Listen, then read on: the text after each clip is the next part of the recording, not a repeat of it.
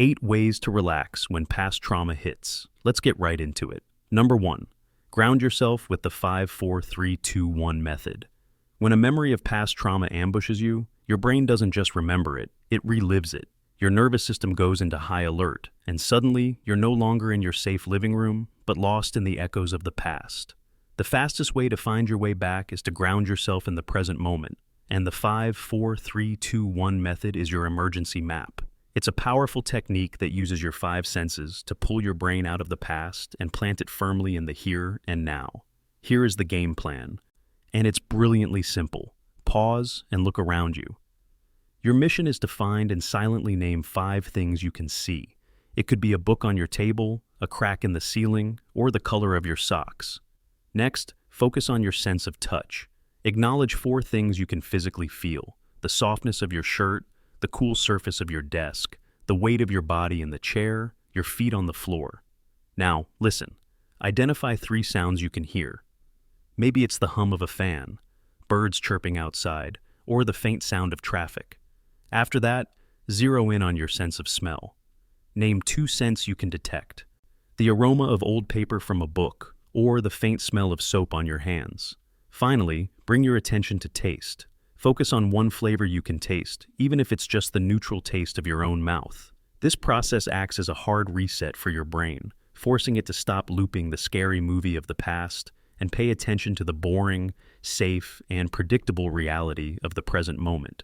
Number 2. Practice deep breathing. When panic takes over, your breathing becomes shallow and rapid, dumping fuel on the fire of your anxiety. To extinguish that fire, you need to manually take control of your breath.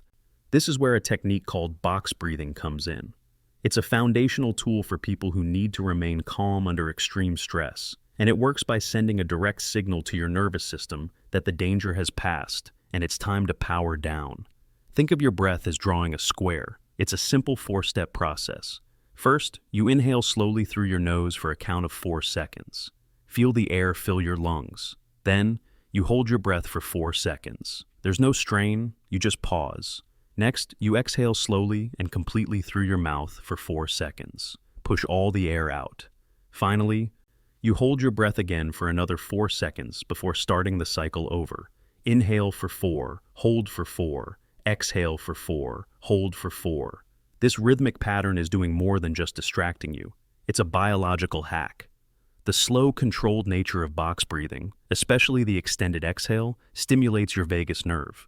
This nerve is the main brake pedal for your body's fight-or-flight response. By activating it, you're telling your racing heart it can slow down, your tense muscles they can relax, and your panicked brain that you are, in fact, safe. You're using the one system you can consciously control, your breath, to calm all the other systems that have gone haywire. Number 3, move your body. Trauma isn't just an event that happens to your mind, it happens to your body. During a threatening experience, your body floods with energy, adrenaline, cortisol, preparing you to fight or run for your life. When that response gets frozen or cut short, all that survival energy gets trapped in your nervous system, leading to tension, stiffness, and a feeling of being stuck.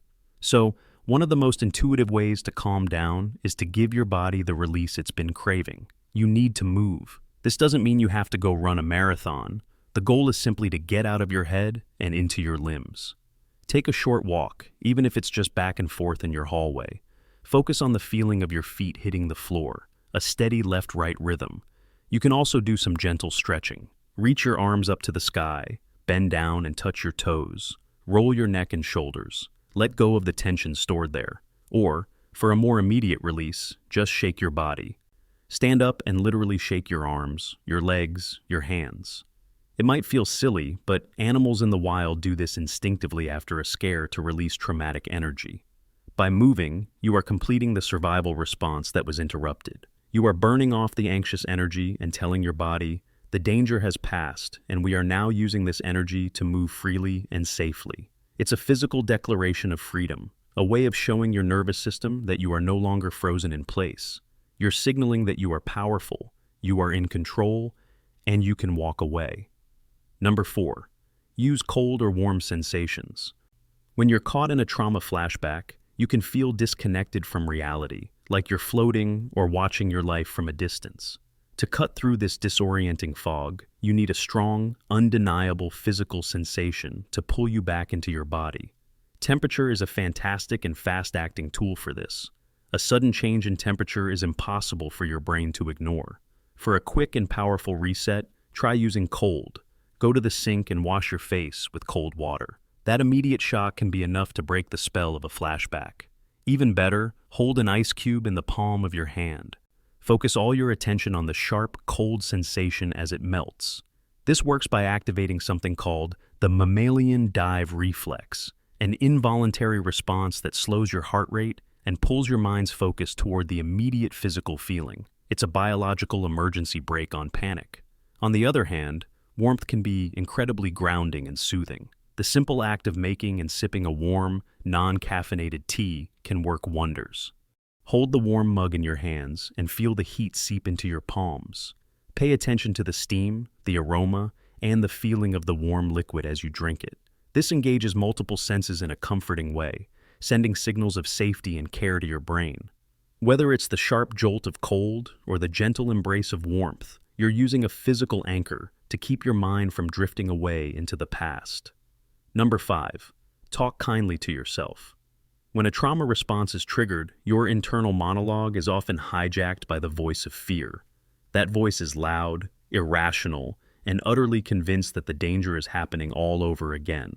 To counteract this, you need to become your own anchor and introduce a voice of calm, compassionate reason. The way you speak to yourself in these moments can either pour fuel on the fire of panic or be the very water that puts it out. This is not about complicated affirmations. It's about simple, undeniable truths. You need to coach yourself through the storm. Speak the words out loud if you can, or repeat them firmly in your mind. Remind yourself, I'm safe. This is just a memory, not reality. This phrase is your most powerful weapon because it directly addresses the brain's fundamental confusion. Acknowledge the feeling, but separate it from the present fact. You can say, this feels terrifying, but I am sitting in my room. It is current year. The event is over. By verbalizing your present moment safety, you are using the logical part of your brain, the prefrontal cortex, to send a direct message to your panicking amygdala. Think of it as being the calm, steady adult for the frightened inner child. That part of you needs to be reassured, not criticized. Your brain is reacting to an old wound as if it's fresh, and your job is to gently and lovingly inform it that the threat is gone. Talking kindly to yourself releases oxytocin, the bonding hormone, which creates feelings of safety and actively counters the stress hormones flooding your system. You are becoming your own first responder. Number 6. Engage your senses. While the 5-4-3-2-1 method uses your senses to identify what's already there, this technique is about actively creating a soothing, sensory environment to change your emotional state. Your senses are direct pathways to the emotional centers of your brain. By intentionally feeding them calming input, you can gently guide your nervous system from a state of high alert to one of peace. Think of it as curating a personal sanctuary in real time. You can start with sound. Listen to calming music, preferably something instrumental or ambient with a slow, steady rhythm. Music at around 60 beats per minute has been shown to sync with and slow down a resting heart rate, calming the body on a subconscious level. Next, engage your sense of smell. Smell essential oils known for their relaxing properties, like lavender, chamomile, or bergamot. A few drops on your wrist or in a diffuser can send powerful calming signals to your brain. Scent is processed by the olfactory bulb, which has a direct line to the amygdala and hippocampus, the brain's hubs for emotion and memory. Finally, consider the power of touch. Use a weighted blanket or even just a heavy comforter. The deep pressure stimulation provided by the weight is like a firm, reassuring hug for your entire nervous system. This type of pressure has been shown to reduce cortisol, the stress hormone, and boost the production of serotonin and dopamine, your brain's natural mood lifters. You're not just distracting yourself. You're using sound, scent, and touch to build a fortress of calm around you, making the present moment a much safer and more pleasant place to be. Number 7. Journal or write it out. When you're overwhelmed by a trauma trigger, your mind can feel like a pressure cooker with no release valve. Thoughts, feelings, and physical sensations swirl around in a chaotic storm. building and building until it feels like you might explode. One of the most effective ways to release this internal pressure is to get it out of your head and onto a piece of paper. The simple act of writing can create a crucial distance between you and the overwhelming experience. You don't need to be a great writer for this to work. Grab a notebook or open a blank document on your computer. The only rule is to write down what you feel to release the pressure from your mind. Don't worry about grammar, spelling, or making sense. This is for your eyes only. Let it be a raw, unfiltered brain dump. Describe the sensations in your body. Write down the fragmented memories. Give words to the fear, the anger, or the sadness. You can write in full sentences or just jot down single words. This process is scientifically known as affect labeling. When you assign words to your feelings, brain scans show that activity in your emotional alarm center, the amygdala, actually decreases. At the same time, activity in your brain's logical regulating center, the prefrontal cortex, increases. You are literally transferring the emotional energy into an organized cognitive form. By externalizing the chaos, you move from being inside the storm to being an observer of the storm. This shift in perspective can be incredibly empowering and can make the feeling seem much more manageable. Number 8, reach out for connection. Trauma is deeply isolating. It can trick you into believing that you are completely alone in your struggle, that no one could possibly understand, and that you must carry this heavy burden by yourself. This is a dangerous lie.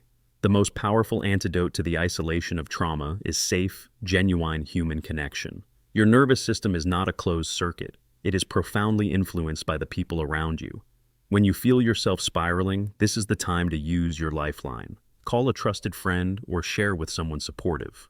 The key words here are trusted and supportive. This isn't about reaching out to just anyone. It's about connecting with that person in your life who knows how to listen, who won't judge you, and who can simply be a calm, loving presence while you're in distress. You don't even have to talk about the trauma itself. You can simply say, "I'm having a hard time right now. Can you just talk to me for a few minutes?" Hearing a calm, familiar voice sends a powerful signal of safety to your brain.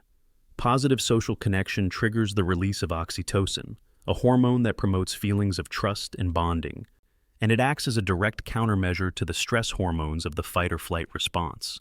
This is called co-regulation, where another person's calm nervous system can help to soothe your own. The simple act of being heard and validated reminds the deepest, most primal part of your brain that you are part of a tribe, that you are not alone in the face of danger, and that someone has your back. That's all for today. I'll be making similar videos in the future. Subscribe to see them.